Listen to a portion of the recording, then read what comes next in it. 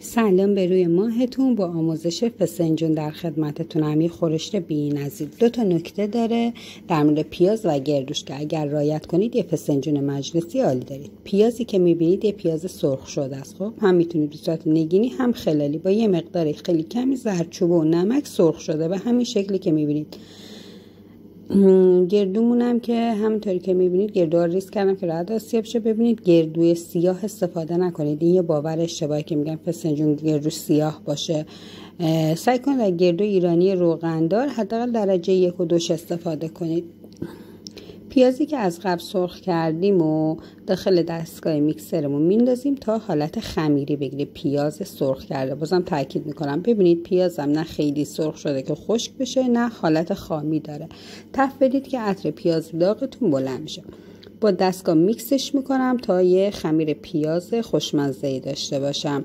هیچ وقت پیاز و خام داخل فسنجون نریزید یا حتی رنده شده همون ابتدا سرخش نکنید. از قبل سرخ میکنید و اینجوری به صورت خمیری میذاریدش کنار.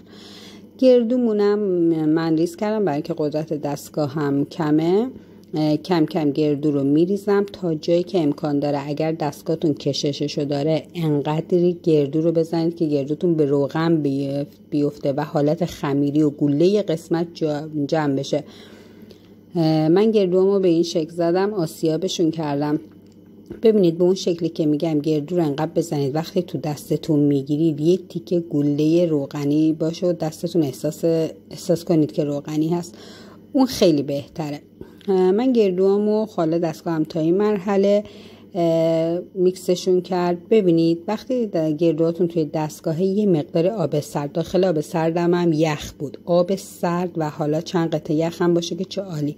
میریزید تو دستگاه غذا سازتون، گردوها رو باهاش مخلوط میکنید. آب تا جایی میریزیم که روی گردوها رو بگیره و بعد توی چند پالس گردو و آب سرد رو تکرار میکنم. آب بعد حتما سرد باشه. دوباره میزنیم تا به این شکلی که میبینید در بیاد. ببینید غلظت گردو آبمون، گردو آب باید کاملا به این شکل در بیاد. الان این گردو آماده است، میره یک شبانه روز توی یخچال استراحت میکنه. اگر این کار رو انجام بدید فسنجونتون به قدر روغن پس میده و فوق العاده عالی و مجلسی میشه. خب برای آماده کردن مرغای داخل فسنجونمون من از سینه استفاده میکنم، یا سینه یا فیل استفاده کنید. ترجیحاً از ران مرغ استفاده نکنید، کلا قسمتایی که استخوان دارن برای فسنجون مناسب نیستن.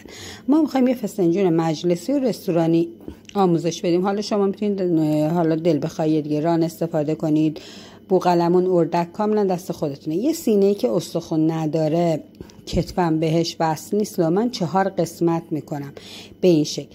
شما میتونید سینه مرغ به صورت درسته استفاده کنید یا حتی ریش ریش کنید، ولی اصولی و مجلسی نیست. به همین شکلی که کنید مرغاتون هم اندازه هاش خیلی عالی میشه و همین که پختش خیلی راحت تره. خب من هر سینه رو 4 تیکه کردم، 2 تا سینه داشتم و این میزان فسنجونم برای 4 نفره. سینه های مرغ داخل ظرف میریزم، یه مقدار خیلی کمی در حد نصف قاشق چای خوری زردچوبه و فلفل و نمک دارم، خیلی کم مخلوط میکنم، ماساژ میدم سینه های مرغم و نیم ساعت میذارم کنار که یه مقدار کمی طعمدار بشن. و بعد از اینکه نیم ساعت استراحت کردن سینه های مرغمون رو سرخ میکنیم که داخل خورشتمون اضافه کنیم. خیلی ها مرغ رو جدا درست میکنن و خورش فسنجان رو جدا، ولی حالت رستورانی و مجلسی اینه که مرغ داخل خورشتون باشه. خب من تیکه های سینه ها رو به این شکلی که میبینید داخل روغن سرخ میکنم. چرا سرخ میکنیم؟ هم طعم خوشمزه تری پیدا میکنه خورش فسنجانمون، همین که مرغ هامون اصلا داخل خورشتمون وا نمیره بعد از اینکه سرخ میشه. سینه های مرغ داخل روغن سرخ میکنم. سرخ شدن به اون معنی نیست که کاملا برشتشون کنید. یه مقداری که تغییر رنگ داد به این شکلی که میبینید طلایی شد هر طرفش کافیه. ما احتیاج داریم که مرغامون آبدار باشن. برمیگردونم طرف دیگه‌ش هم به همین اندازه طلایی باشه کفایت میکنه. خب الان سینه های مرغ کاملا 2 طرفشون طلایی شدن و آماده است. اینا رو میذارم کنار تا خورشتمو آماده کنم. برای آماده کردن خورش میریم سراغ گردویی که یک شب توی یخچال داخل آب سرد میکس شد و یک شبانه رو توی یخچال استراحت کرد و خمیر پیازی هم که از قبل آماده کردیم. ببینید این بعد از 1 ساعت غلظت گردو آب سردمون هست. این نکته رو اگر رعایت کنید یه نکته خیلی طلایی که فسنجونتون عالی میشه. خب خمیر پیازی که آماده کرده بودیم و داخل روغن میریزم. از اینجا به بعد دقت کنید، من حتی نصف قاشق هم روغن اضافه نمی کنم به خورشتم، چون هم پیازم یه مقدار داخل روغن تفتاده شده، هم مرغم خیلی کم و هم که گردو خودش روغن داره. پس اصلا درست نیست که داخل فسنجانمون روغن استفاده کنیم. ما خود روغن گردو رو احتیاج داریم. در حد 1-2 دقیقه پیازم داخل ظرف میریزم تا گرم بشه و بعد گردو و آبی که میکس کرده بودم یک شبانه روز استراحت کرده رو داخل پیاز میریزم. دیگه خیالم راحتم که پیازم سرخ شده و اون حالت خامی رو نداره. قشنگ مخلوطشون میکنم تا یک دست بشم پیاز به همراه گردو خیس شدم. گردو رو خیس میکنیم که روغن خیلی خوبی پس بده داخل فسنجونمون و فسنجونمون فوق العاده با کیفیته. ببینید هم میزنم به همین شکلی که میبینید یک دست بشه. این رنگ تقریبا کرم و زردش به خاطر زردچوبه که داخل پیاز هستش. خب ببینید این دوتا که مخلوط شدم من آب اضافه میکنم. دقت کردید که توی آبم هم یخ هست. حتما فسنجون باید با آب خیلی سرد ترجیحاً چند قطعه یخ پخته بشه. فعلا باهاش کار ندارم، میذارم کنار. میرم ربم رو رقیق میکنم. ربتون اگر سفته مثل رب من اینجا ربای محلی استفاده میکنم. دیگه طعمش دست خودتونه، ترش دوست دارید، شیرین یا ملس.